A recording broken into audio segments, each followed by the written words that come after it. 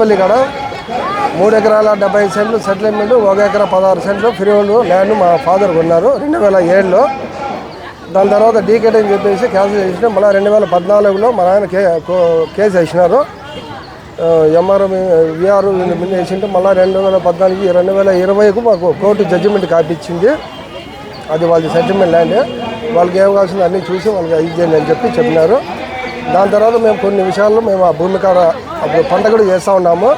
కొన్ని రోజులు బ్రేక్ చేసి మా ఫాదర్ చనిపోయినారు. దాని తర్వాత రీసెంట్గా మా మదర్కి హెల్త్ ప్రాబ్లం ఉంటే హాస్పిటల్ ఉంటే ఈ శివ అనేది ముట్టుపల్లి శివ మా ల్యాండ్ని కబ్జా చేసి మొత్తం పొలం అంతా దున్నేసి పేపర్ వేసి టమాటా చెట్టు పెట్టేదానికి చేసి మళ్ళీ నిన్న మేము కొత్తగూడ సిఎస్ఆర్కు కంప్లీట్ పెట్టినాము.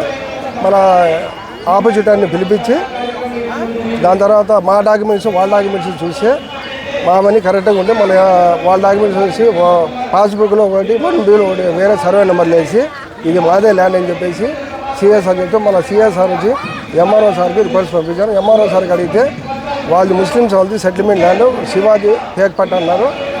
దాని తర్వాత నిన్న ఏముంది అంతా మేము కంప్లీట్ చేసి ఎంఆర్ఓ సార్కి పంపిస్తాము.